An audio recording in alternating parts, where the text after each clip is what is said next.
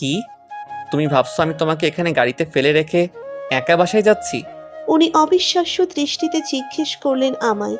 আমি বোকার মতো মাথা নাড়লাম। পূর্ণ কিছুক্ষণ হতাশ দৃষ্টিতে আমাকে দেখে বললেন, কাকে বিয়ে করলাম আমি?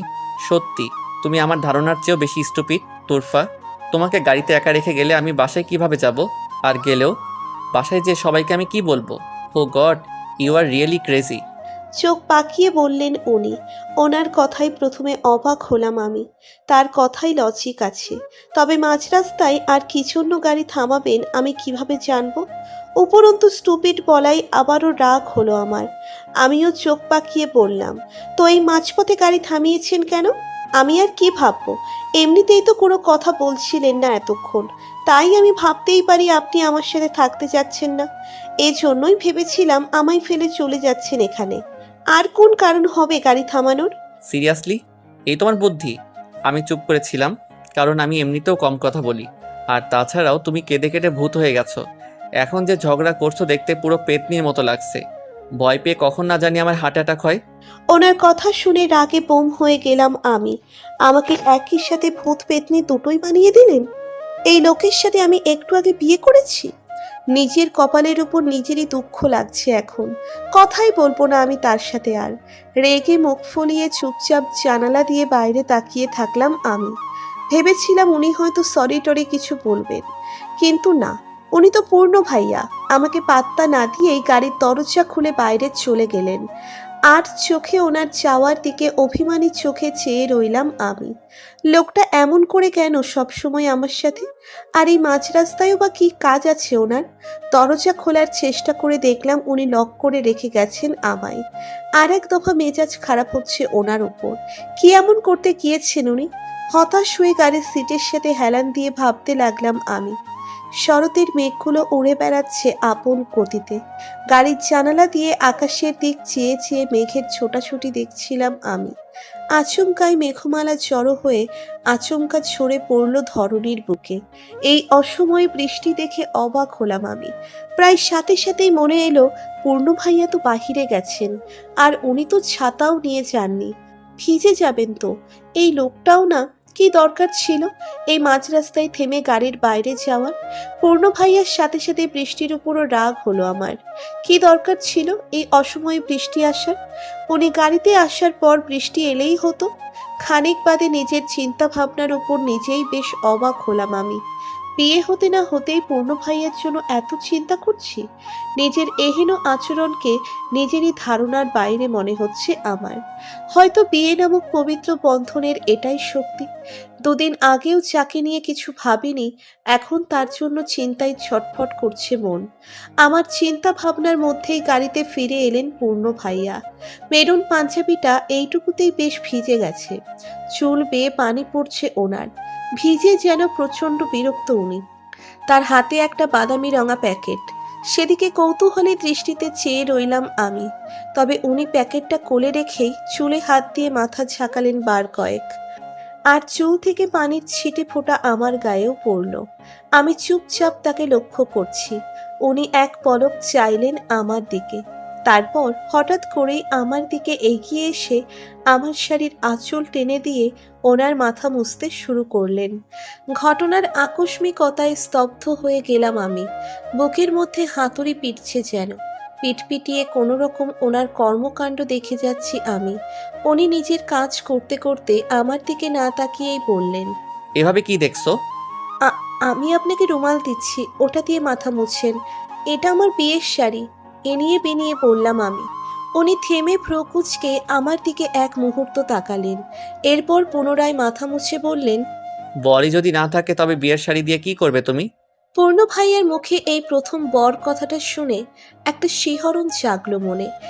একটি অচেনা অনুভূতিতে ছেয়ে গেল আমার মন। তবে ওনার না থাকার কথা শুনে কেন যেন খারাপ লাগলো আমার।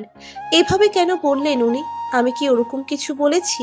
শুষ্ক মুখে বললাম, এটা আমার আম্মুর শাড়ি, এজন্যই বলছিলাম। অন্য কোনো কিছু মিন করিনি আমি। আমার কথায় পূর্ণ ভাইয়া থেমে গেলেন।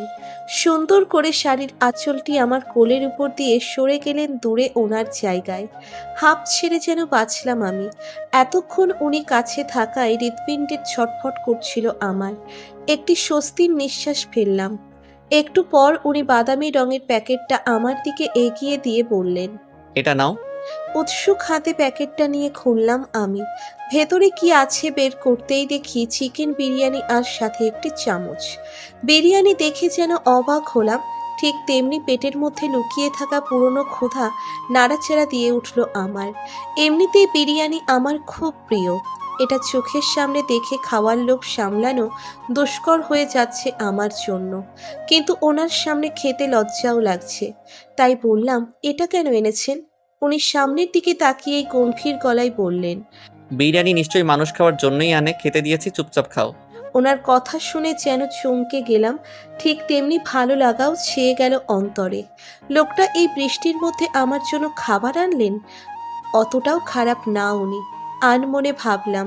পরক্ষণেই মনে হলো আমি খাইনি এটা উনি কিভাবে জানেন? আমি তো ওনাকে বলিনি। তাই জিজ্ঞেস করলাম, আচ্ছা আপনি কিভাবে জানলেন আমার ক্ষুধা লেগেছে? আমি তো আপনাকে বলিনি। আমার কৌতূহলী কণ্ঠ শুনে এবার উনি তাকালেন আমার দিকে। বললেন, বিয়ের সময় যেরকম চেহারা করে রেখেছিলে দেখে মনে হচ্ছিল যে কোনো মুহূর্তে অজ্ঞান হয়ে যাবা। 1 সপ্তাহ অনাহারে আছো, এমন লাগছিল তোমাকে দেখে। শুধু আমি কেন, যে কেউ বুঝবে। ওনার কথা শুনে অবাক হলাম আমি। তার মানে উনি আমাকে লক্ষ্য করেছিলেন বিয়ের সময়? কই, আমি তো দেখলাম না। আমি তো ওনাকে সব সময় ব্যস্তই দেখেছি। উনি আবার লুকিয়ে লুকিয়ে কখন দেখলেন আমাকে কে জানে। একই সাথে ভীষণ লজ্জাও পেলাম। তাই বলে আমার চেহারা দেখে এতই অনাহারী মনে হচ্ছিল? ছি, লজ্জা লজ্জা। আমার চিন্তার মাঝে ওনার রাগী গলার ধমক শুনে কেঁপে উঠলাম আমি। খাচ্ছ না কেন? বৃষ্টির মধ্যে কষ্ট করে নিয়ে আসলাম, এখন না খেলে সত্যিই মাঝ রাস্তায় ফেলে রেখে যাব তোমাকে। ওনার কথা শুনে ভয়ে তাড়াতাড়ি খেতে শুরু করলাম। এমনিতেও ক্ষুধা লেগেছে, তার মধ্যে রাস্তাও চিনি না। পূর্ণ ভাইয়ার বিশ্বাস নেই সত্যিই ফেলে রেখে যেতে পারেন, তাই চুপচাপ খেয়ে নেওয়াই ভালো। বিরিয়ানিটা খুব মজা। খেতে খেতেই ভাবলাম ওনাকে একবার ধন্যবাদ দেওয়া উচিত। তাই বললাম, থ্যাঙ্কস ভাইয়া। পূর্ণ ভাইয়া হঠাৎ গাড়ি ব্রেক করায় ভড়কে গেলাম আমি। গলায় বেঁধে গেল খাবার। উনি আমার চোখ পাকিয়ে তাকিয়ে তড়িঘড়ি করে পানি এগিয়ে দিলেন। পানি খেয়ে স্বাভাবিক হয়ে জিজ্ঞেস করলাম, কি হলো ভাইয়া, আবার গাড়ি থামালেন যে? আপনারও ক্ষুধা পেয়েছে? খাবার আনতে যাবেন আবার? আমার থেকে নিতে পারেন। উনি হতাশ দৃষ্টিতে আমার দিকে চেয়ে বললেন। তুমি কি বললে আমায়? তার কথায় ভ্রু কুঁচকে গেল আমার। আমি আবার কি বলেছি এমন? তাই না বুঝে বললাম, কি বলেছি ভাইয়া? আমি সত্যিই বুঝিনি। বুঝবে কিভাবে? তুমি তো স্টুপিড। তোমার না বোঝাটাই স্বাভাবিক। তুমি বুঝবে আমার এই আশাটা করাও বোকামি। রাগী গলায় বললেন কথাটা। হয়তো আনমনেই কিছু ভুল বলেছি। তাই আমি দুঃখী মুখ করে বললাম, সরি ভাইয়া, প্লিজ আমাকে বলুন কি বলেছি। তাছাড়া আমি বুঝবো কিভাবে? আমার কথাই যেন উনি খানিকটা নরম হলেন। ধীর গলায় বললেন, এত ভাইয়া ডাকছো কেন তুমি আমায়? আমি কি এখন তোমার ভাই লাগি? এবার পূর্ণ ভাইয়ার কথা শুনে চোখ বড় বড় করে তাকালাম আমি। এই সামান্য একটা বিষয়ের জন্য উনি এমন রিয়াক্ট করছেন? লোকটা আসলেই অদ্ভুত। আমতা আমতা করে বললাম, তাহলে কি কি কি বলে ডাকবো? নাম ধরে ডাকতে বলবেন না, কেমন যেন লাগে আমার। আপনি তো আমার চেয়ে অনেক বড়। আমার কথা শুনে উনি একটি দীর্ঘশ্বাস ফেললেন। তারপর রাশভারী আওয়াজে বললেন, আর যাই ডাকো, ভাইয়া ডাকবে না। এটা শুনতে আমার কেমন যেন লাগছে। অতঃপর আবার গাড়ি চালানোতে মনোযোগ দিলেন। ওনার কথায় চুপচাপ মাথা নাড়লাম আমি। ভাবতে লাগলাম কি বলে ডাকবো ওনাকে। সিরিয়ালের নায়িকাদের মতো ওগো শুনছো বলবো? একটু পর নিজের ভাবনায় নিজের মনেই হাসলাম। কিন্তু ওনাকে এটা বলে ডাকা অসম্ভব আমার জন্য। লজ্জায় মরেই যাব আমি। তাই এই কথাটা নিজের মাঝেই লুকিয়ে রাখলাম। তারপর পুনরায় খাওয়ায় মনোযোগ দিলাম। বড় আব্বুর বাসায় পৌঁছতেই সবাই হাসি মুখে বরণ করে নিলেন আমাদের। সবাই কিছুক্ষণ গল্প গুজব করে বড় আম্মু আমাকে ফ্রেশ হওয়ার জন্য পূর্ণ ভাইয়ের রুমে নিয়ে গেলেন। হাতে দু একটি কামিজ ধরিয়ে দিয়ে গোসলে পাঠালেন আমায়। হাতে নতুন একটি কামিজ ধরিয়ে দিয়ে গোসলে পাঠালেন আমায়। সারাদিনের ধকল শেষে গোসল করে খুব আরাম লাগছে।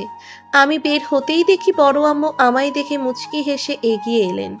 বললেন, আমি জানি তুই শাড়ি পরতে পারিস না ঠিক মতো, এর জন্যই কামিজ দিয়েছি যাতে সুবিধা হয়। তবে কালকে সকালে কিন্তু শাড়ি পরতে হবে মা, তোকে ট্রাই করে দেখিস, না পারলে আমাকে বলিস, ঠিক আছে? বড় আম্মুর কথায় মাথা নেড়ে উষ্ণ হাসি দিলাম আমি। একটু পরেই রুমে পূর্ণ আসবেন বলে উনি চলে গেলেন। চুপচাপ বিছানায় বসে আছি। পূর্ণ আর আমি এক রুমে থাকবো ভেবেই আমার হাত পা ঠান্ডা হয়ে যাচ্ছে। এই প্রথম কারোর সাথে রুম শেয়ার করব ভাবতেই লজ্জায় কুঁকড়ে যাচ্ছি আমি। একটু পর দরজা খোলার শব্দে মাথা তুলে তাকালাম। পূর্ণকে আসতে দেখে বুকের মাঝে ধুকপুকানি বেড়ে গেল। দরজা লাগিয়ে রুমে এগিয়ে আসতে লাগলেন উনি। ওনার এগিয়ে আসার সাথে আমার নিঃশ্বাসের তীব্রতা বাড়তে লাগলো। বিছানায় গুটিসুটি মেরে বসে আছি। পূর্ণ রুমে ঢুকেই ওয়াশরুমে চলে গেলেন। বেশ খানিকক্ষণ সময় পর শাওয়ার নিয়ে ওয়াশরুমের দরজা খুলে বের হলেন। দরজা খোলার শব্দ হওয়ায় সেদিকে তাকাতেই আমার চোখ ছানা বড়া হয়ে গেল। উনি ট্রাউজার পরে খালি গায়ে বেরিয়ে এসেছেন। ওনার ফেচার সরষা শরীর বেয়ে টপ টপ করে গড়িয়ে পড়ছে পানি। সেদিকে তাকিয়েই গাল গরম হয়ে গেল আমার। দ্রুত চোখ ফিরিয়ে নিলাম আমি। আচ্ছা, এই লোকটার কি মাথাটাতে গেছে নাকি? ওনার রুমে যে একটা জল জ্যান্ত মেয়ে বসে আছে, সেদিকে কি হুঁশ আছে তার? নাকি আমি রুমে আছি সেটা ভুলেই গেছেন? আর চোখে তাকিয়ে দেখি আলমারি থেকে টি শার্ট বের করে পরে ফেললেন উনি। সেটা দেখে স্বস্তি পেলাম আমি। উনি বেডের দিকে এগিয়ে আসতেই চোখাচোখি হলো আমাদের। আর এক দফা অস্বস্তিতে পড়লাম আমি। উনি চুপচাপ এসে আমার পাশে বসলেন।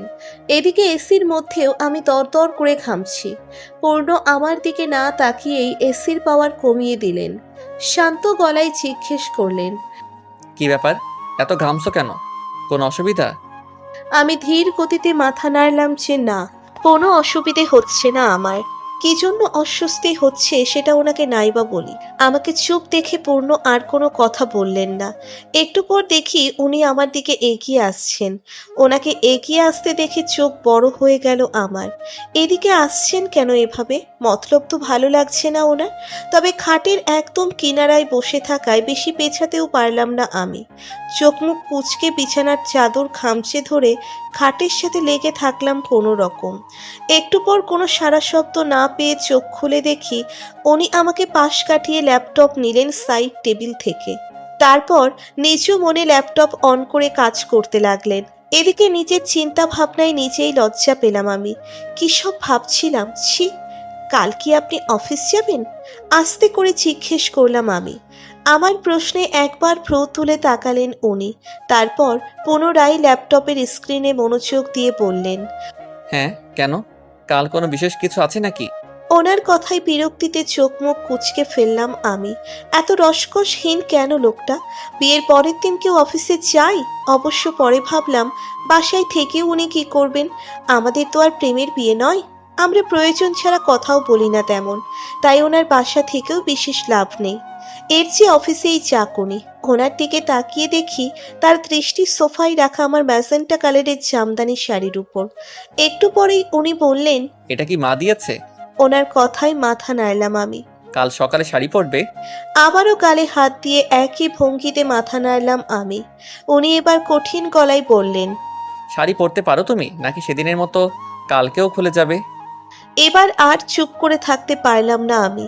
রাগে ছারখার হয়ে গেল অন্তর। উনি আবার ইনসাল্ট করছেন আমাকে। আমি কি ইচ্ছা করে কিছু করেছি? শাড়ি পরতে না পারা কি আমার দোষ?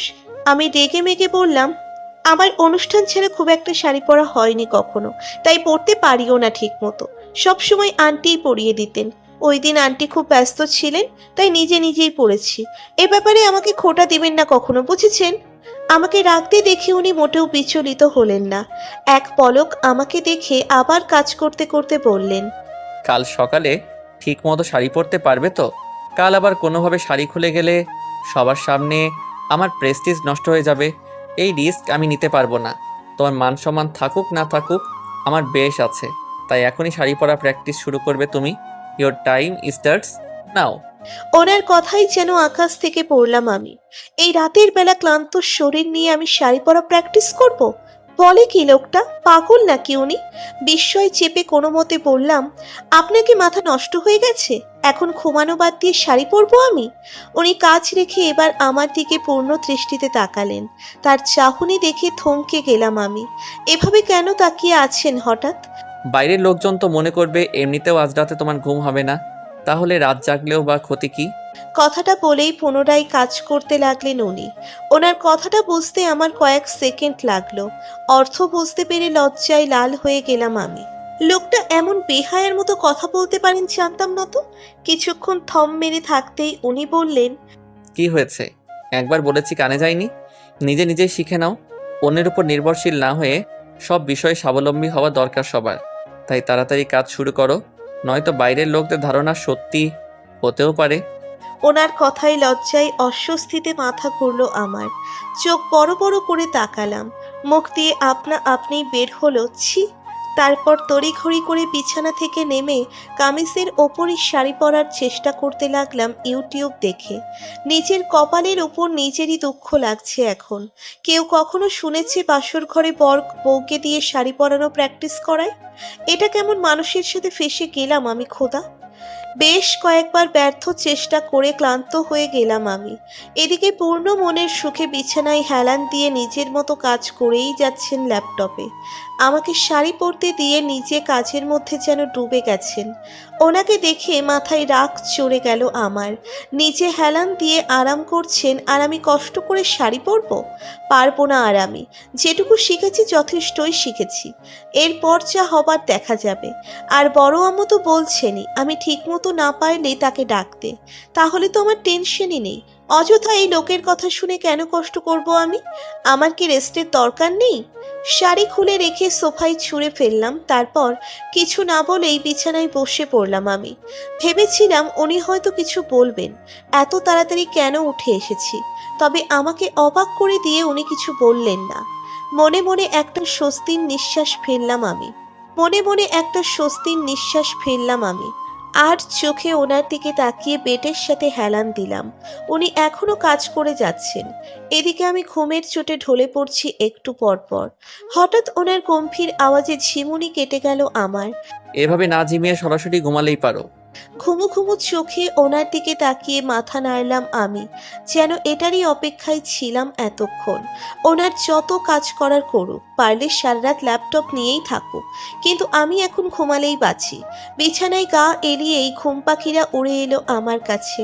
অতপর কিছু বুঝে ওঠার আগেই ঘুমের রাজ্যে প্রবেশ করলাম আমি।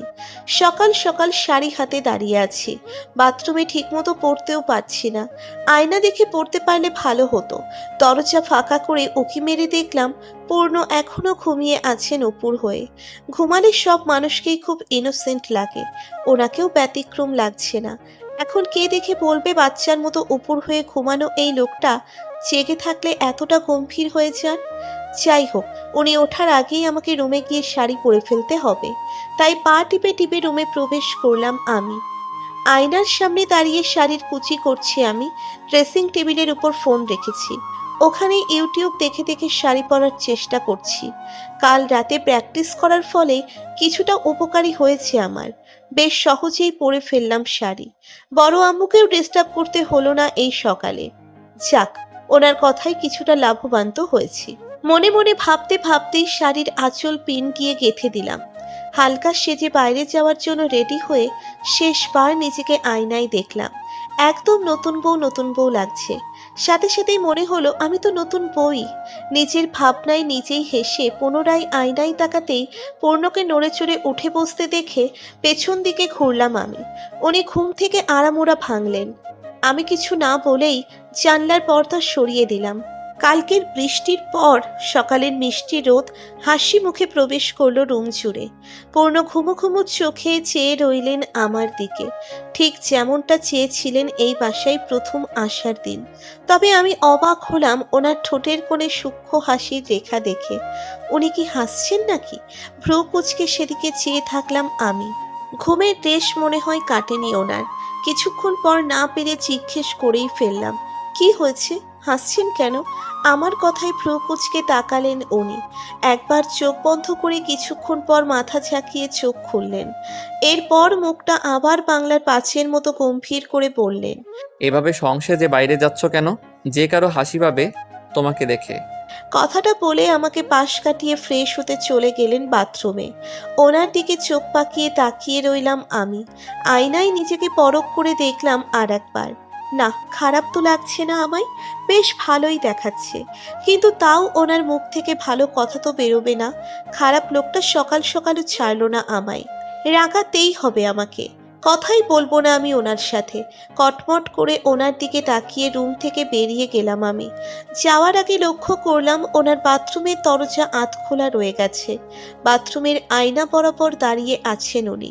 সেখান দিয়ে দেখা যাচ্ছে ওনার ঠোঁটের কোণে আবারও সেই মুচকি হাসি। পুনরায় ভ্রু কুঁচকে গেল আমার। অদ্ভুত তো, লোকটার হয়েছে কি সকালবেলা? এভাবে একা একা লুকিয়ে লুকিয়ে হাসছেন কেন? রান্নাঘরে দরজায় উকি দিতেই চোখে পড়ল কাজ করছেন বড় আম্মু।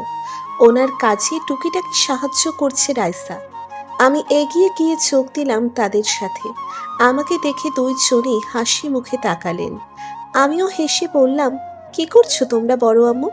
এই তো সকালবেলায় বাড়ির মেয়েদের যা কাজ হয়, রান্না বসিয়ে দিলাম চুলোয়, না খেয়ে তো অফিসে যাবে না কেউ। আমিও কিছু করি, আমি কিন্তু রান্না পারি, ভাব নিয়ে বললাম আমি। আমার কথা শুনে রাইসা মাথা নাড়িয়ে সাই দিয়ে জানালো। এরপর বলল, হ্যাঁ মা, ও ঠিক বলছে। তুরফার রান্না বেশ মজার, স্পেশালি ওর হাতের পায়েস। উফ, তোমরা যেদিন আমাকে দেখতে এসেছিলে সেদিনকার খাবারও আসলে তুরফাই বানিয়েছিল। দাদি অযথা আমার নাম দিয়েছিল। মাথা চুলকে বলল রাইসা। বোঝা গেল নিজ দাদির কর্মকাণ্ডে ও বেশ লজ্জিত। ওর মুখ দেখে বেশ হাসি পেল আমার। একই সাথে হাসি পেল বড় আম্মুরও। আমরা দুজনেই একসাথে হেসে উঠলাম তারুম্বরে। আমাদের দুজনের হাসি দেখে ও হেসে ফেলল। হাসতে হাসতেই বড় আম্মু বললেন, তবে আর যাই বলিস না কেন, পায়েসটা দারুণ মজার হয়েছিল। খাবার শেষে এমন ডেজার্ট পেলে আর কি লাগে। আমার পূর্ণর মতো মানুষ খেয়ে বাসায় এসে প্রশংসা করেছিল, তাহলে মানতেই হবে তুফার রান্নার হাত চমৎকার। বড় আম্মুর কথা শুনে চমকে গেলাম আমি। পূর্ণ ভাইয়া আমার রান্নার প্রশংসা করেছিলেন। ইস, মিস করে ফেলেছি আমি।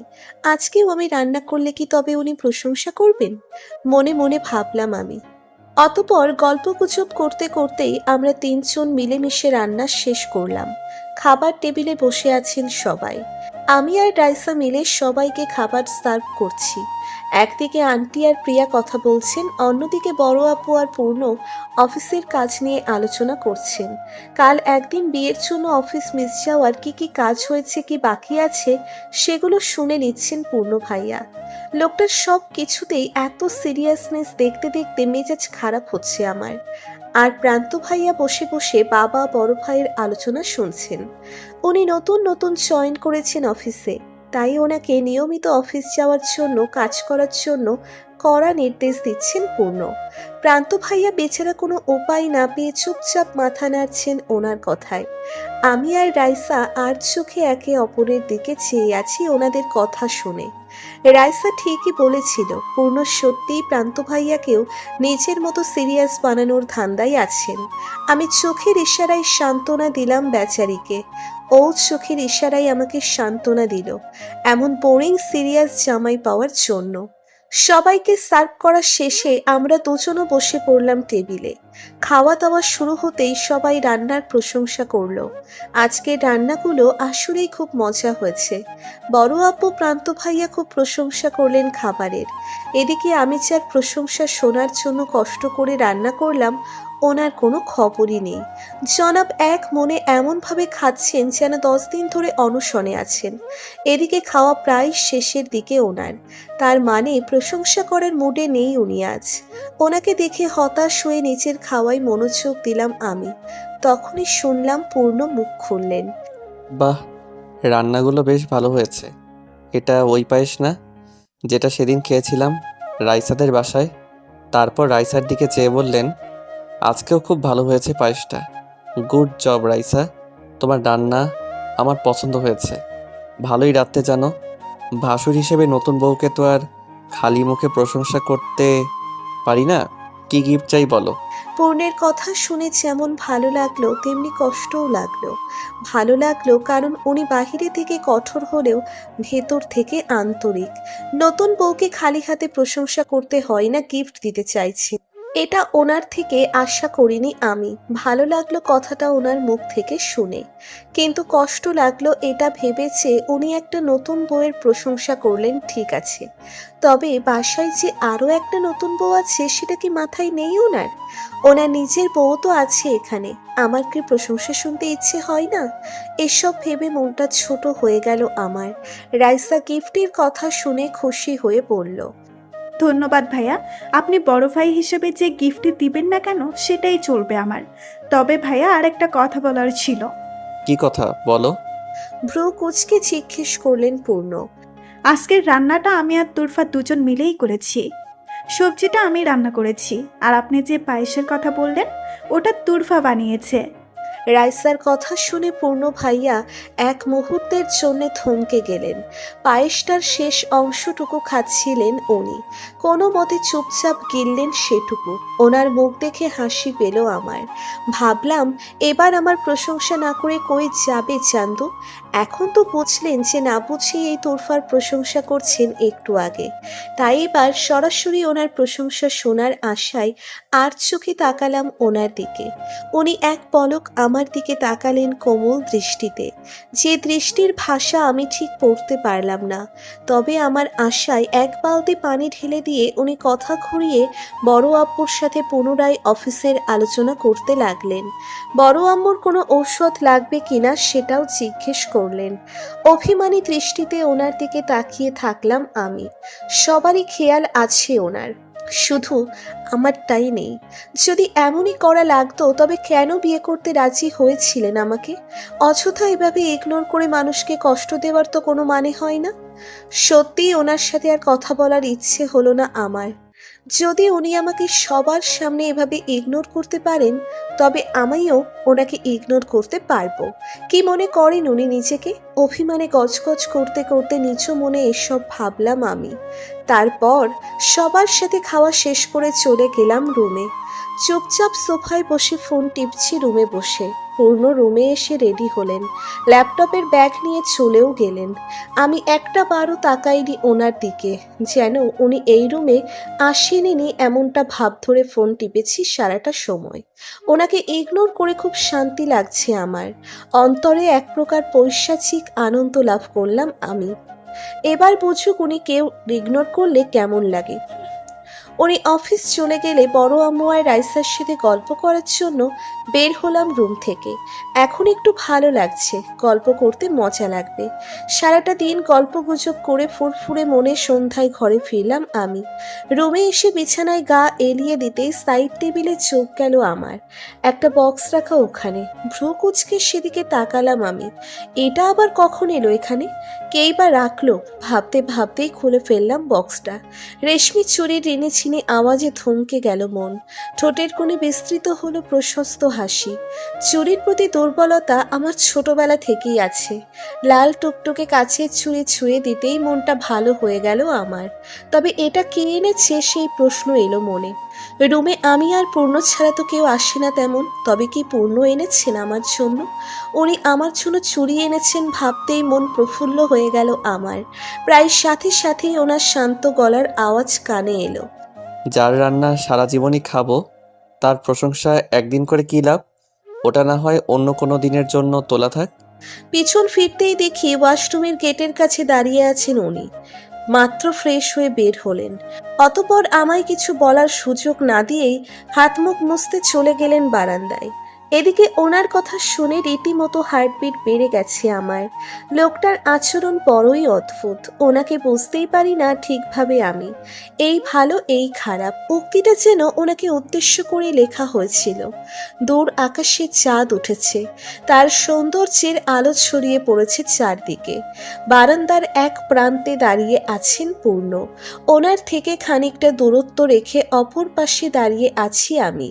চাঁদের দিকে অপলক দৃষ্টি দৃষ্টিতে তাকিয়ে আছি আমি। নিজের উপর কারো দৃষ্টি অনুভব হতেই দ্রুত পাশ ফিরে তাকালাম। আমার দিকে তাকিয়েছিলেন পূর্ণ। আমি তাকাতেই চোখ পুনরায় চাঁদের দিকে ফেরালেন উনি। ভ্রু কুঁচকে গেল আমার। আড়ালে যখন তাকিয়েই ছিলেন তখন আমি তাকানোর পর দৃষ্টি ফেরানোর মানে কি? অদ্ভুত লোক একটা। বেশ কিছুক্ষণ অতিবাহিত হলো, দুজনের মধ্যে কোনো কথা নেই। নীরবতাটাই যেন আমাদের মধ্যে দেয়াল হয়ে দাঁড়িয়েছে। তবে কি কথা দিয়ে শুরু করব আমি নিজেও ঠিক বুঝে উঠতে পারছিলাম না। হঠাৎ মাথায় এলো চুড়িগুলোর জন্য ধন্যবাদ বলবো ওনাকে। যেই ভাবা সেই কাজ। কিন্তু ওনাকে থ্যাঙ্কস বলার জন্য মুখ খুলতেই মাঝখান থেকে ডিস্টার্ব দিল আমার ফোন। কর্কশ শব্দে কেঁপে উঠল ফোনটা আমার হাতের মুঠোয়। সেই শব্দ শুনে পূর্ণ এতক্ষণে ঘুরে তাকিয়েছেন আমার দিকে। স্ক্রিনে তাকিয়ে দেখি আমার বেস্ট বুশরা ফোন দিয়েছে। ওর নাম দেখেই কোনো মতে বারান্দা থেকে বেরিয়ে এলাম আমি, কারণ পূর্ণর সামনে ওর সাথে কথা বলা যাবে না। আর যাই হোক, দুই বান্ধবী একসাথে কথা বললে যে কি গল্প হয় তার অন্য কারোর সামনে করা যায় নাকি।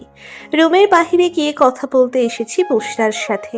ফোন ধরতেই শোনা গেল ওর উত্তেজিত কণ্ঠ।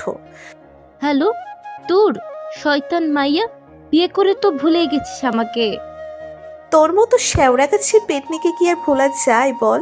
মাঝে মধ্যে তো তোকে স্বপ্ন দেখে আমার ঘুমই ভেঙে যায় মাঝরাতে। ধুর, ফাজিল মাইয়া, সব কিছুতেই ফাজলামি তোর। রাখ এসব এখন। এই সন্ধ্যাবেলা হঠাৎ কেন তোরে ফোন দিছি সেটা শুনবি না? ও হ্যাঁ, তাই তো। এটাই আগে বল। জানিস, ওনার সাথে কথা বলতে ধরেছিলাম, ঠিক ওই টাইমে কল দিচ্ছস তুই। আর টাইমিং পাইলি না ভাই। ওহো, এখন দেখি এইসবও চলে। পুরা বউদের মতো ডায়লগ দেওয়া শুরু করেছিস দেখছি। যাই হোক, সরি দোস্ত, না জেনে শুনে তোদের কাবাবে হাড্ডি হওয়ার জন্য। তবে এখন যেই কথাটা বলবো ওটা শুনে তোরও মাথা ঘুরবে নিশ্চিত। কি হয়েছে তাড়াতাড়ি বল। তোর কথা শুনেই আমার টেনশন শুরু হয়েছে। যাক, এইবার আসলি লাইনে। যেটা বলছিলাম সেটা হলো, আমাদের এইচএসসির রেজাল্ট দিবে নাকি খুব তাড়াতাড়ি। শুনেই তো আমার ভয় লাগতেছে দোস্ত। আব্বু তো বলে দিছে রেজাল্ট খারাপ হলে আমাকে রিক্সাওয়ালার সাথে বিয়ে দিবে। ওর কথা শুনে এই টেনশনের মধ্যেও খুব হাসি পেল আমার। তবুও বেস্ট বলে কথা, সান্ত্বনা তো দিতেই হবে। তাই ওকে বললাম, আচ্ছা চিন্তা করিস না, আমাদের রেজাল্ট ভালোই হবে ইনশাল্লাহ। তবে এই দিক দিয়ে আমি বেঁচে গেছি দোস্ত। মানে, রেজাল্টের আগে কিভাবে বেঁচে গেলি? আরে গাধি, ভুলে গেছিস আমার বিয়ে হয়ে গেছে। তাই আর রিক্সাওয়ালার সাথে বিয়ে হবে কিনা এই চিন্তা করতে হচ্ছে না। শুধু রেজাল্টের চিন্তা করলেই হচ্ছে আমার। দাঁত কেলিয়ে বললাম আমি। ইস দোস্ত, আজ প্রথমবার তোর ওপর হিংসা হচ্ছে আমার। আসলেই মারাত্মক একটা জামাই পেয়েছিস। আমি তো রাইসার আইডিতে ওনার ছবি দেখেই ক্রাশ খেয়ে ফেলেছি। এত হ্যান্ডসাম একটা ছেলেকে দুলাভাই ডাকতে হবে ভেবেই আমার মনটা ভেঙে গেছে। ছি ছি, আমার জামাইয়ের উপর নজর দিস, লুচ্ছু মাইয়া কোথাকার। দোলাভাই হয় তোর। বাপ রে, বিয়ে না হতেই আমার জামাই বলা শুরু করেছিস। তুই তো দেখি অলরেডি দুলাভাইয়ের প্রেমে হাবুডুবু খাচ্ছিস। বসরার কথাই লজ্জা পেলাম আমি। হঠাৎ করেই কিভাবে রিয়াক্ট করে ফেলেছি ভাবতেই লজ্জা লাগছে এখন। যদিও একটু জেলাস ফিল হয়েছিল পূর্ণ ভাইয়ার প্রশংসা করায়, কিন্তু তাও এমন রিয়াকশন দিব সেটা বুঝিনি আমি। মুখ ফসকে বলে দিয়েছি কথাটা। যাই হোক, বুশরার সাথে আরো কিছুক্ষণ কথা বলে গল্পগুজব করে পরে ফিরে চলে আসছিলাম রুমে। পথিমধ্যেই দেখা হলো রাইসার সাথে। ও আমার দিকেই আসছিল। আমাকে দেখেই বলল, কি রে তুরফা, তোর নাকি রেজাল্ট দিবে কয়দিন পর, জানিস কিছু? হ্যাঁ রে, শুনেছি। বুশরা ফোন দিয়েছিল এজন্য এখনই ওর থেকেই শুনলাম। চিন্তিত মুখে বললাম, টেনশন হচ্ছে তোর? হবে না আবার? যদিও আমি পরীক্ষা ভালোই দিয়েছি, তবুও সত্যি বলতে খুব টেনশন হচ্ছে আমার। কিসের টেনশন হচ্ছে আমার মেয়েটার? হঠাৎ করেই বড় আম্মুর কথা শুনে আমরা দুজন পেছন ফিরে তাকালাম। বড় আম্মু আমাদের দিকে এগিয়ে এলেন। তাকে দেখে বললাম, আমার এইচএসসি রেজাল্ট দিবে কয়দিন পর বড় আম্মু, খুব টেনশনে আছি, আর বলো না। এই পাগলি, এত টেনশনের কি আছে? আমি জানি তুই অনেক ভালো রেজাল্ট করবি। যা হওয়ার দেখা যাবে, একদম চিন্তা করিস না। না বড় আম্মু, তুমি জানো না পরীক্ষার আগে টেনশনে আমার কি হাল হয়। আমার মন অন্য কোনো দিকে ডাইভার্ট করতে হবে এখন, নয়তো সারা দিনই টেনশন করব। আমাকে কোনো কাজ দাও তো বড় আম্মু। আচ্ছা, তুই রুমে যেয়ে রেস্ট নে এখন। আমি ভেবে দেখছি তোকে কি কাজ দেওয়া যায় কাল। বড় আম্মুর কথায় মাথা নাড়লাম আমি। নিচু রুমে চলে এলাম, সাথে রাইসাও চলে গেল ওর রুমে। সেই কখন থেকে একা একা বসে আছি রুমে, প্রচুর বোর হচ্ছে অনেকক্ষণ থেকে। পূর্ণটা যে কই গেছেন এই রাতের বেলা আল্লাই মালুম। মন চাইছে নিজেও রুমের বাহিরে যায়, কিন্তু এতক্ষণ রুমের বাইরেই ছিলাম, তাই আর যেতে মন চাচ্ছে না। কিন্তু রুমে বসে একা একা মশাকে রক্তদান করা ছাড়া আর কোনো কাজও পাচ্ছি না আমি। রাইসার সাথে যে গল্প করব তারও সুযোগ নেই, কারণ প্রান্ত ভাইয়া আছে ওর সাথে এখন। আমার নিজের বর না হয় টাইম দেয় না, তাই বলে অন্যদের যে ডিস্টার্ব করব এটা মোটেও ঠিক হবে না ভাবলাম আমি। উফ, একটা মশা বেশ অনেকক্ষণ ধরে একটু বেশি বিরক্ত করছে। না, এটাকে তো মারতেই হবে, আমি ধরবো ওটাকে। কিন্তু মেইন টাইমে শয়তান মশাটা উড়ে গেল। আমিও খুব মনোযোগের সাথে ওর পিছে পিছে ওকে মারতে গেলাম, আর তখনই মশাটার সামনেই কিছু একটার উপর উড়ে গিয়ে বসলো। আমিও সুযোগ মতো মেরে দিলাম এক চড়। চাক, এতগুলো রক্ত খাওয়ার পর অবশেষে মশাটা ইন্তিকাল করলো ভেবেই দাঁত কেলিয়ে সেই একটা হাসি দিলাম আমি। আর তখনই হঠাৎ পূর্ণের চিৎকার শুনে আমি স্তব্ধ হয়ে গেলাম। সামনে উনি রক্তচক্ষু নিয়ে আমার দিকে তাকিয়ে আছেন, কিন্তু আমি তৎক্ষণাৎ ওনার এমন রাগ করার মতো কি করলাম বুঝতে পারলাম না। একটা মশাই তো মেরেছি, এর জন্য এভাবে চিল্লাতে হবে নাকি? আমি অবাক হয়ে বললাম, কি হয়েছে, এভাবে ষাঁড়ের মতো চিল্লাচ্ছেন কেন? হোয়াট দ্য হেল, তুমি কি অন্ধ? আমাকে মারলে কেন তুমি? আবার এখন সার বলছো? তোমার সাহস তো খুব বেশি হয়ে গেছে দেখছি। কি আজব তো, আপনাকে কখন মারলাম আমি? আমি তো স্রেফ ওই মশাকে মেরেছি। আচ্ছা তাই? তো মিস স্টুপিড, মশাটা কোথায় বসেছে সেটা না দেখে মেরে দিয়েছো নাকি? আমি এবার ভালো করে তাকিয়ে লক্ষ্য করলাম ওনার বাম গালের একটু নিচ বরাবর মশার রক্ত লেগে আছে। এটা দেখেই ভয়ে জান পাখি উড়ে গেল আমার। ইসরে, তার মানে আমি বেচারার গাল বরাবর মেরে দিয়েছি তাই বলে? এই জন্যই এত রেগেছেন উনি। আল্লাহ, হয়তো মারটা একটু জোরেই মেরেছিলাম মশার জন্য, তাই তো ওনার ফর্সা গালের ওই জায়গাটা খানিকটা লালচে হয়ে আছে। সেটা দেখে খুব আফসোস হলো আমার। নিজের উপর নিজেরই রাগ হলো খুব। পূর্ণ ঠিকই বলে, আমিও আসলে একটা স্টুপিড, কি থেকে কি করে ফেলি নিজেও বুঝি না। এখন কি করবি তুই তুরফা? আরো মশা মার বেশি করে, স্টুপিড কোথাকার। নিচু মনেই ভেবে নিজেকে বকা দিলাম আমি। এদিকে পূর্ণ এখনো আমার দিকে রাগী চোখে তাকিয়ে আছেন। ওনার রাগ তো ভাঙাতে হবে, আর কিভাবে এ কাজ করব সেটা ভাবতে লাগলাম আমি। মুখ ফুলিয়ে অন্যদিকে তাকিয়ে আছি। আমার সামনে কোমরে হাত দিয়ে দাঁড়িয়ে আছেন পূর্ণ। এতক্ষণ ধরে ভেবেও আমি বুঝতে পারলাম না আসলে আমার কি করা উচিত এই মুহূর্তে। কেননা আমি তো ইচ্ছে করে ওনাকে মারিনি, ভুলবশত লেগে গেছে। তাই আমি কেন সরি বলতে যাব অযথা? এজন্যই আর কোনো কিছু না ভেবে চুপ করে দাঁড়িয়ে আছি তখন থেকে। কিন্তু আমার চুপ থাকাটা বোধ হয় পূর্ণের ভালো লাগছে না। আমাকে চুপ থাকতে দেখে পূর্ণ অস্থির কণ্ঠে বললেন, কি হয়েছে? কথা বলছো না কেন তুমি? ওনার কথা শুনে আর চোখে তার দিকে তাকালাম। মনে মনে ভাবলাম আমার কথা বলা না বলায় ওনার আবার কিছু আসেও চাই। তবুও মুখ ফুটে কিছু বললাম না, চুপ করেই থাকলাম ওনার আরও কিছু রিয়াকশন দেখার জন্য। আমার চুপ থাকা কাজে দিল। হঠাৎই পূর্ণ ভ্রু কুঁচকে আমার বাহু আলতো করে ঝাঁকিয়ে বললেন, তোরফা, তোমাকে কিছু বলতে বলেছি আমি, কথা বলছো না কেন? কি সমস্যা তোমার? কি বলবো? আস্তে করে বললাম। আমার কথায় ভ্রু কুঁচকে গেল ওনার। বিরক্তি নিয়ে রাগী গলায় বললেন, কি বলবে মানে? একটু আগে কি করলে ভুলে গেছো? সেটা কেন করলে জিজ্ঞেস করেছি আমি। ওনার কথাই মন পিষিয়ে গেল আমার। শুরুতে ভয় পেলেও পরক্ষণেই মাথায় এলো যে ভয় পেলে চলবে না। আমি তো ইচ্ছে করে কিছু করিনি, তাই ভয়কে কনফিডেন্স দিয়েই জয় করতে হবে। এজন্য চোখ ছোট ছোট করে ড্যাম কেয়ার ভাবে গম্ভীর কণ্ঠে উত্তর দিলাম, ও, ওটার কথা বলছেন? দেখুন, আমি আসলেও খেয়াল করিনি ওটা আপনার গাল ছিল। আপনার কাছে অবাস্তব লাগলেও এটাই সত্যি যে আমি মশার দিকে এতটাই মনোযোগ দিয়ে ছুটছিলাম যে সে কোথায় বসেছে খেয়াল করার আগেই মেরে দিয়েছি। এরপরেও আপনার কিছু বলার থাকলে বলে ফেলুন। আমার গম্ভীর গলা শুনে উনি যেন খানিকটা থমকে গেলেন, কিছু বলতে চেয়েও আর বললেন না। আমিও ওনাকে স্বাভাবিকভাবেই ইগনোর করে চলে যাচ্ছিলাম। কেন যেন ভালো লাগছে না আমার। ওনার আমার সম্পর্কটা খুব অগোছালো মনে হচ্ছে। আমাদের এই অদ্ভুত সম্পর্কের পরিণতি কী হবে বুঝতে পারছি না। একবার উনি আমাকে ইগনোর করছেন তো একবার আমি। না জানি এভাবে আর কত দিন চলবে। ভাবতে ভাবতেই একটা দীর্ঘশ্বাস বেরিয়ে এলো মন থেকে। বিষাদ মনে চলে যেতে নিলেই পূর্ণ খানিকটা রসিকতার সুরে বললেন, তাও ভালো। আমি ভাবলাম সকালে খাবার টেবিলে তোমার প্রশংসা না করার জন্য হয়তো রাগ ঝাড়লে আমার উপর। ওনার কথায় পেছন ফিরে তাকালাম, আর ঠোঁটে ব্যঙ্গাত্মক হাসি। বুঝলাম পরিস্থিতি স্বাভাবিক করতে চাইছেন উনি, তবুও আমার মন গলল না।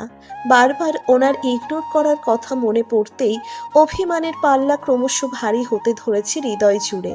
তাই তাচ্ছিল্যের হাসি দিয়ে বললাম, আপনার সাথে কি আমার সেই সম্পর্ক আছে যে আমি রাগ ছাড়বো আপনার উপর? আমার কথায় পূর্ণের হাসি মিলিয়ে গেল। গভীর কালো চোখজোড়া যেন অদ্ভুত রকমের শান্ত হয়ে গেল। কিছু বলতে চেয়েও তবু কিছু বললেন না উনি। তার চোখের দৃষ্টি আমাকে কিছু বোঝাতে চাইছিল, তবে সে চোখের ভাষা পড়ার ইচ্ছে আজ আমার নেই। আমি ক্লান্ত ওনার এই অদ্ভুত গম্ভীরতা দেখতে দেখতে। তাই পুনরায় চলে যাচ্ছিলাম বিছানায় ঘুমাতে। আচমকা হাতে পুরুষালীর শক্ত হাতের টান পড়ায় থেমে যেতে বাধ্য হলাম আমি। কিছুক্ষণ হাত ছাড়িয়ে নেওয়ার চেষ্টা করেও ওনার শক্তির সাথে পেরে উঠলাম না। উনি কোমল গলায় বললেন, চুড়িগুলো পছন্দ হয়েছে? ওনার প্রশ্নে চমকে গেলাম আমি। ভাবলাম, যাক, জনাব তাহলে একটু একটু করে লাইনে আসছেন। তবে এত সহজেই গলে গেলে হবে না আমার। ওনাকে ওনার ভাষায় বুঝিয়ে দিতে হবে যে আমাকে ইগনোর করলে আমার কেমন লাগে। তাই ওনার মতোই গম্ভীরভাবে ছোট্ট করে বললাম, সুন্দর। আমার এত ছোট উত্তরে যেন খানিকটা হতাশই হলেন উনি, যা ওনার চেহারা দেখেই বোঝা যাচ্ছিল। একটা দীর্ঘশ্বাস ফেললেন, তবে আমার হাত ছাড়লেন না এখনো। আমি হাত ঝাঁকিয়ে ইশারায় বোঝালাম হাত ছাড়তে, তবুও ওনার শক্ত বন্ধনের বিন্দুমাত্র পরিবর্তন হলো না। একইভাবেই ধরে রেখেছেন আমার হাত। শেষে আমি কথা বলতে বাধ্য হলাম, বলেই ফেললাম, হাতটা ছাড়ুন, আমি ঘুমাবো। সারা রাত ঘোড়ার মতো বে করে ঘুমিয়ে এখনই ঘুম ধরছে তোমার? এত ঘুম আসে কই থেকে? ভ্রু কুঁচকে বললেন উনি। এবার ওনাকে কথা শোনানোর সুযোগ পেয়ে গেলাম যেন আমি। সুযোগ মতো বলেই ফেললাম, ঘুম না ধরার তো কোনো কারণ দেখছি না আমি। আর আপনার মতো বোরিং লোকের সাথে থাকলে যে কারো ঘুম ধরবে, বুঝছেন? প্রান্ত ভাইয়াকে দেখেন, আপনার চেয়ে ছোট হলেও ওনার দায়িত্ব জ্ঞান বেশি। বউকে যখন পারে সময় দেয়। কিন্তু আপনি কি করেন? যেটুকু সময় বাসায় থাকেন, হয় চুপচাপ থাকেন, না হয় ল্যাপটপে কাজ করেন। আমি যে একটা মানুষ রুমে থাকি সেটা হয়তো ভুলেই যান আপনি। এমন লোকের বউয়ের তো বোর হতে হতে মরে যাওয়া উচিত। তুরফা, আহত গলায় বললেন উনি। হাতের বাঁধনও হালকা হয়ে গেল। যেন আমার কথাগুলো ভালো লাগেনি ওনার। অবশ্য ভালো না লাগারও কথা। সত্যি কথা শুনতে তিতাই লাগে। এক নিঃশ্বাসে এত কিছু বলে আমিও ক্লান্ত হয়ে গেছি। তাই চুপচাপ ওনার আলগা হাত থেকে হাতের বাঁধন ছাড়িয়ে বিছানায় গিয়ে শুয়ে পড়লাম উল্টো দিক হয়ে। পূর্ণকে এভাবে কথাগুলো বলতে ভালো লাগেনি আমার নিজেরও। তবুও ওনাকে বোঝানো দরকার যে আমিও মানুষ, আমারও ভালো লাগা খারাপ লাগা আছে। ওনার কাছে একটা সঙ্গ ব্যতীত আর কিছু আশা করি নাই আমি। যদি ওনার সেটাও দেওয়ার আকাঙ্ক্ষা না থাকে, তবে বিয়ে করার তো দরকারই ছিল না আমায়। এসব ভাবতে ভাবতে কখন যে চোখের কোণে জল গড়িয়ে পড়েছে টেরই পাইনি আমি। দীর্ঘশ্বাস ফেলে চোখ বন্ধ করে শুয়ে থাকলাম ঘুম আসার অপেক্ষায়। মাঝরাতে প্রচণ্ড পানির পিপাসায় ঘুম ভেঙে গেল আমার। ঘড়িতে বাজে 2টো। ঘুমো ঘুমো চোখে উঠে সাইড টেবিলে তাকিয়ে দেখি জগে পানি নেই। এখন ডাইনিং পর্যন্ত হেঁটে যেতে হবে। ধুর, তাও পিপাসা তো মেটাতেই হবে। তাই ঘুমের রেশ কাটিয়ে এগিয়ে চললাম রুম ছেড়ে। পানি খেয়ে আস্তে আস্তেই প্রান্ত ভাইয়ার রুমের সামনে কথার আওয়াজ ভেসে আসছে। প্রান্ত ভাইয়া কিছু বলছেন আর রাইসা খিলখিলিয়ে হাসছে। এই মাঝ রাতেও কি সুন্দর গল্প করছে দুজন।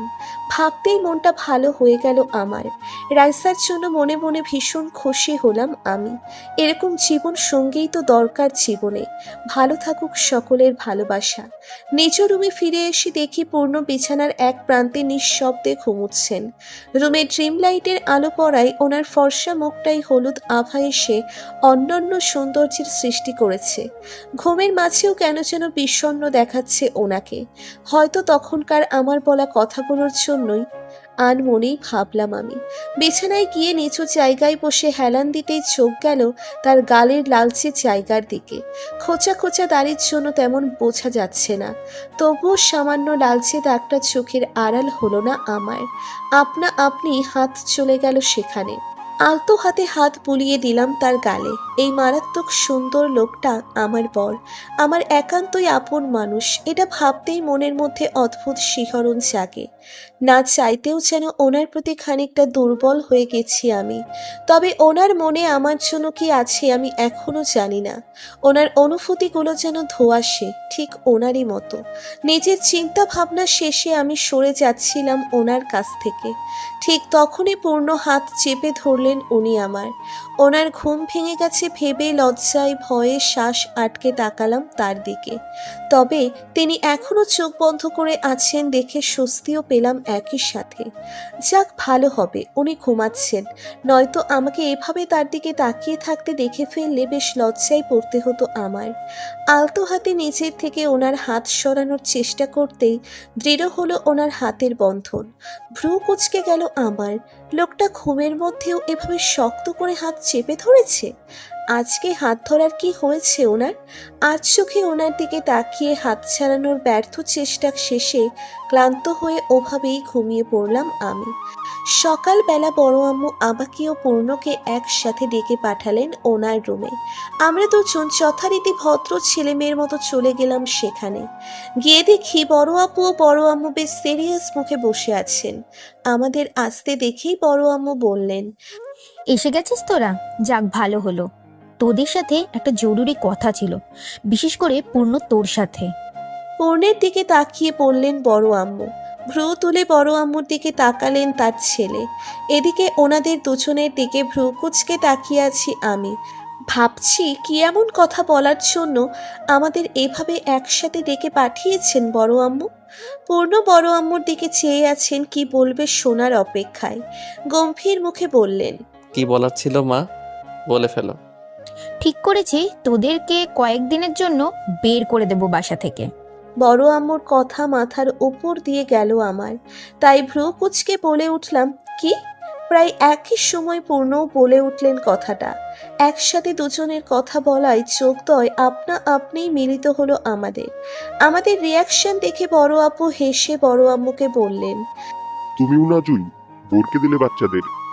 আরে তোরা কিছু মনে করিস না, তোদের মা মজা করছিল। তোদেরকে বাসা থেকে বের করে দিলে তো আমাদের বাসাটাই ফাঁকা হয়ে যাবে। বড় আপুর কথা শুনে হাসলাম আমি। বড় আম্মুকে জিজ্ঞেস করলাম, কোথায় যাব আমরা বড় আম্মু? আমাদের আম্মা অর্থাৎ তোর দিদা তোকে দেখতে চেয়েছেন। যেদিন থেকেই শুনেছে তোকে আমরা ফিরে পেয়েছি, সেই দিন থেকেই মা ছটফট করছে তোকে গ্রামে নিয়ে যাওয়ার জন্য। তাই ভাবছিলাম তোদেরকে নিয়ে গ্রামে যাব কয়েকদিনের জন্য। তোর ফুপিরাও আসবে, সবার সাথে দেখা হবে তোরফার একেবারে। কি বলিস? বড় আপুর কথা শুনে খুশিতে মনটা ভরে গেল আমার। হাস্য উজ্জ্বল মুখে রাজি হলাম বড় আম্মুর কথায়। পুরো পরিবারের সাথে একসাথে দেখা হবে ভেবে এখনই দৌড় দিয়ে দাদু বাড়ি যেতে মন চাচ্ছে আমার। খুশির মধ্যেই বড় আম্মু পূর্ণের দিকে চেয়ে বললেন, আশা করি তোর যেতে কোনো আপত্তি নেই। বড় আম্মুর কথায় আর চোখে তাকালাম ওনার দিকে। উনি এক দৃষ্টিতে আমাকেই দেখছিলেন। বড় আম্মুর কথা শুনে পূর্ণ বড় আপুর দিকে চেয়ে কিছু একটা ভাবলেন। একটু পর বললেন, মা আসলে খবরদার মানা করবি না পূর্ণ। দিন দিন কাজ করতে করতে কিরকম ঘর কোনো হয়ে গেছিস তুই। কোথায় এই বয়সে বউ নিয়ে ঘুরে বেড়াবি তা না। আরে মা থামো প্লিজ। পুরো কথাটা তো শোনো আমার। আমি কি বলেছি আমি যেতে চাই না? বড় আম্মুকে মাঝপথে থামিয়ে দিলেন পূর্ণ। ওনার কথাই উৎসুক চোখে চাইলেন বড় আম্মু। বললেন, হ্যাঁ বাবা বল, কি বলতে চাইছিলি তুই? বলেছিলাম যে কাল তো আমার একটা জরুরি মিটিং ছিল, কোম্পানিতে নতুন শিপমেন্ট আসছে তাই। তবে ওটা আব্বু যদি ম্যানেজ করতে পারে তাহলে আমি যেতে পারবো। তারপর বড় আব্বুর দিকে চেয়ে বললেন। তুমি করতে পারবে না আব্বু? পূর্ণ ভাইয়ের কথা শুনে কিছুটা অবাক হয়েই মাথা নাড়লেন বড় আব্বু। তার কাজ পাগল ছেলেটা কাজ ছেড়ে ঘুরতে যাওয়ার আগ্রহ দেখাচ্ছে। বিষয়টাও যেমন খুশি হয়েছেন তেমনি বিস্মিত হয়েছেন বটে। গলা ছেড়ে বড় আব্বু বললেন, হ্যাঁ বাবা, অবশ্যই আমি ঠিকই ম্যানেজ করে নিব, তুই নিশ্চিন্তে যা। বড় আব্বুর কথায় মাথা নাড়লেন পূর্ণ। প্রান্ত রাইসাকেও নিয়ে চলো, ওদেরও ভালো লাগবে গ্রামে গেলে। বড় আম্মুকে কথাটা বলে রুম ছাড়লেন পূর্ণ। যাওয়ার আগে আমার দিকে আঁচ চোখে ওনার তাকানোটা দৃষ্টিগোচর হলো না আমার। পূর্ণের যাওয়ার দিকে চেয়ে রইলাম আমি। ভাবলাম যাক, ধীরে ধীরেই ওনার একটু উন্নতি হচ্ছে। পূর্ণ যাওয়ার পর বড় আব্বু বিস্মিত গলায় বললেন, আমি তো ভাবতেই পারিনি আমার ছেলে এত সহজে রাজি হবে। ও তো গ্রামে যেতেই চায় না বেশিরভাগ সময়। আজকে হঠাৎ ওর কি হলো? তবে যাই হোক, আমার সিরিয়াস ছেলেটা কাজের খরচ থেকে বের হয়ে জীবনকে উপভোগ করুক, এটাই আমি চাই। তাই পূর্ণের উপর আজ বেশ খুশি হয়েছি আমি। হেসে বললেন বড় আব্বু। ওনার সাথে হাসলেন বড় আম্মু। তাল মিলিয়ে বললেন, আরে বুঝো না, তোরফার জন্যই এত সহজে রাজি হয়েছে পূর্ণ। না হলে কি তোমার ছেলে কাজ ছেড়ে কোথাও যেতে চায়, তার মধ্যে ইম্পর্টেন্ট মিটিং রেখে, যেখানে প্রান্ত আর রাইসার ডেটও ক্যান্সেল করে দিয়েছিল এক মিটিংয়ের জন্য। আমি জানতাম বিয়ের পর এরকম পরিবর্তন হবে, এর জন্যই এতদিন উঠে পড়ে লেগেছিলাম পূর্ণর বিয়ের জন্য। ভাগ্য করে তুরফা ঠিক সেই সময় এসেছিল আমাদের জীবনে। তোকে ফিরে পেয়ে আমরা যে কত খুশি আমরা বলে বোঝাতে পারবো না মা। বড় আম্মু আমাকে তার দিকে ঘুরিয়ে আমার গালে হাত রেখে বললেন কথাটা। ওনাদের কথা মনোযোগ দিয়ে শুনছিলাম আমি। আসলেই কি আমার কথার প্রভাব পড়ছে পূর্ণের উপর? উনি সত্যিই আমার ভালো লাগা খারাপ লাগাকে গুরুত্ব দেন? ভাবতে ভাবতেই বড় আম্মু ঝাঁকালেন আমার বাহু ধরে। বললেন, কিরে, তুই না মাইন্ড ডাইভার্ট করার জন্য কিছু করতে চাইছিলি? এখন গ্রামে যে সবার সাথে দেখা করলে, ঘুরে আসলে দেখবে মাইন্ড ফ্রেশ হবে, দেখবে ভালো লাগবে। বড় আম্মুর কথায় মাথা নাড়িয়ে মুচকি হেসে ওনাকে জড়িয়ে ধরলাম আমি।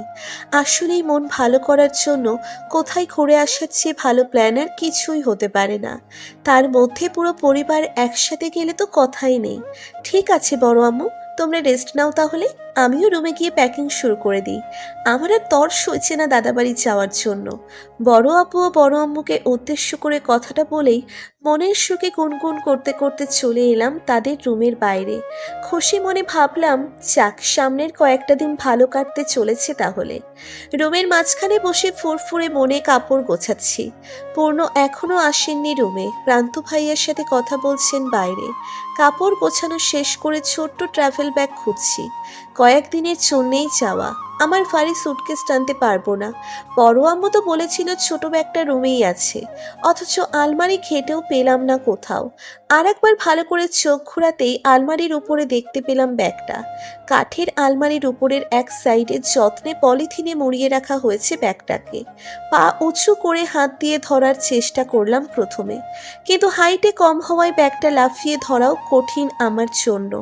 হতাশ মনে ভাবছিলাম আমি। হাতের পাশেই কারো শক্ত বাহু আলমারির উপরে হাত দেওয়ায় চমকে উঠলাম আমি। আপনা আপনি পেছন ফিরল শরীর। পেছনে ফিরতেই পূর্ণের শক্ত বুকের সাথে হালকা ধাক্কা খেয়ে খানিকটা পিছিয়ে আলমারির সাথে লেগে গেলাম আমি। ওনার এক হাত আমার মাথার উপরে আলমারির উপরাংশে, আর এক হাতে আমার পাশে আলমারির গায়ে দিয়ে রেখেছেন। ভ্রু কুঁচকে আমার দিকে চেয়ে আছেন পূর্ণ। এদিকে উনি এত কাছে দাঁড়ানোই লজ্জায় অস্বস্তিতে ঠিকমতো ওনার দিকে তাকাতেও পারছি না আমি। পূর্ণ খানিকটা ঝুঁকে এসে ভারী গলায় জিজ্ঞেস করলেন, এভাবে লাফালাফি করছিলে কেন আলমারির সাথে? কি চাই? ওনার মুখে লাফালাফি শুনে মেজাজটা খারাপ হয়ে গেল আমার। হাইট কম দেখে একবার আধবার একটু লাফিয়ে ধরার চেষ্টা করেছি, তাই বলে এভাবে বলবেন? রেগে একটা উত্তর দিতে চেয়েও মনে পড়লো আমি তো ওনাকে ইগনোর করছি, তাই রাগটুকু গিলে কোনো কথা না বলে কোমরা মুখ করে ইশারায় ব্যাগটা দেখিয়ে দিলাম ওনাকে। আমার হাতের ইশারা বরাবর ব্যাগটা দেখে উনি খুব সহজভাবেই ব্যাগটা নামিয়ে রাখলেন মাটিতে। হাত থেকে ধুলো ছাড়তে ছাড়তে বললেন, যেটা করতে পারবে না সেটা করার চেষ্টাও করো কেন পিচ্চি? খুব চালাক হয়ে গেছো। ওনার কথায় ভ্রু কুঁচকে গেল আমার। একটা সামান্য ব্যাগ ধরতে পারিনি বলে এভাবে খোঁটা দিবেন? খারাপ লোক। দাঁত কিরমির করে ওনাকে কিছু বলতে যাব, ঠিক তখনই উনি বললেন, আমি কিন্তু শুধু ব্যাগ নেওয়ার ব্যাপারে বলিনি। তাহলে?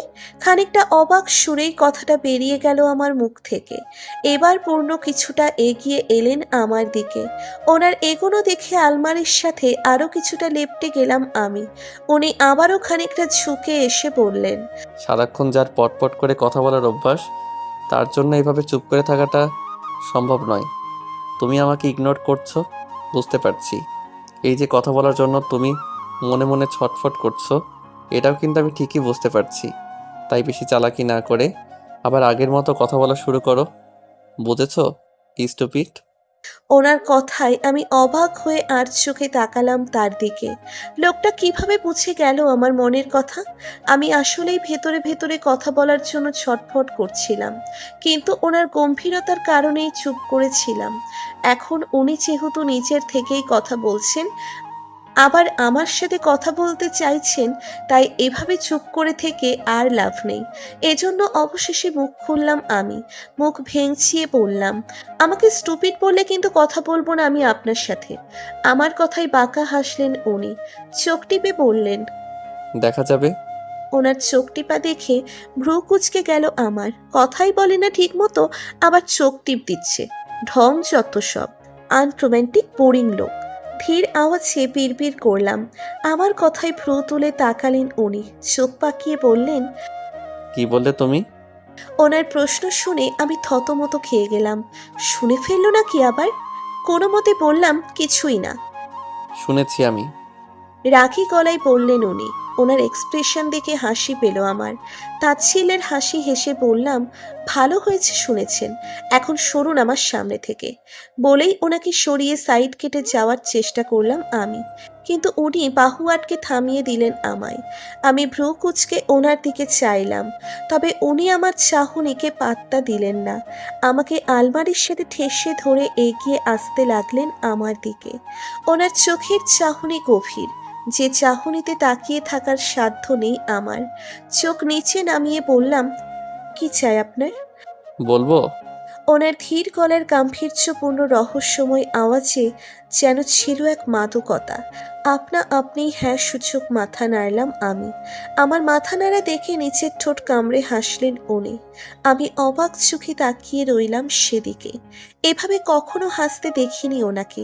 হাসতে খুব কমই দেখা যায় লোকটাকে, কিন্তু মাঝে মধ্যে যখন হাসেন তখন ওনার থেকে চোখ ফেরানো দায়ী হয়ে যায়। উফ, এত রহস্যময় কেন লোকটা?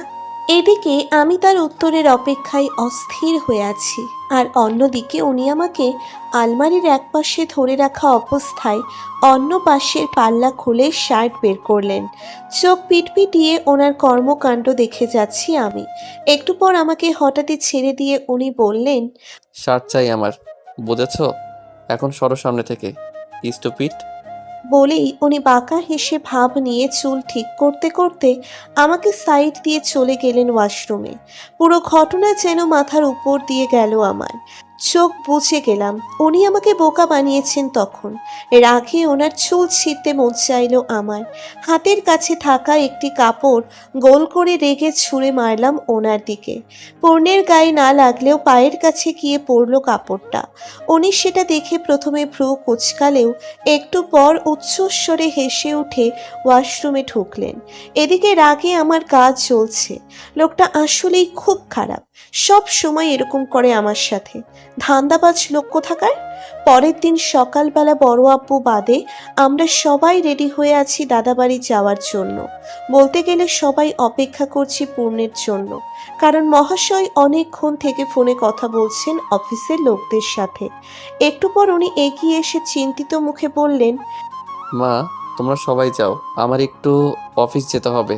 ওরা কাজটা ঠিক মতো বুঝতে পারছে না, আমি জাস্ট বুঝিয়ে দিয়ে চলে আসবো। খুব বেশি টাইম লাগবে না, আমি অফিস থেকে ডিরেক্ট চলে যাব দাদি বাড়ি। তুমি এখন প্রান্তদের সাথেই যাও। ওনার কথায় মনটা খারাপ হয়ে গেল আমার। লোকটার এত কাজ কেন? একটা দিন অফিস যাবেন না বলেছিলেন, তাও আবার ঘুরে ফিরে সেখানেই যাচ্ছেন। বড় আম্মু চিন্তিত মুখে বললেন, কেন যে তোর এত কাজ বাবা, এসব আমার বুঝে আসে না একদমই। তাড়াতাড়ি আসিস। একটু পর থেমে বড় আম্মু বললেন, আচ্ছা পূর্ণ, তুই এক কাজ কর, তুরফাকে নিয়ে যা অফিসে। যেহেতু তোর বেশিক্ষণ সময় লাগবে না, তাহলে ওকে নিয়েই গ্রামে যাস একেবারে। মেয়েটা অফিস যায়নি কোনোদিনও, ঘোরাও হয়ে যাবে ওর। বড় আম্মুর কথায় পূর্ণ ভ্রুকুচকে তাকালেন, বিস্মিত গলায় বললেন, ও যে কি করবে মা, আমি অফিসে যাচ্ছি, পিকনিকে নয়। তোরফা একা একা বোর হয়ে যাবে বসে থেকে।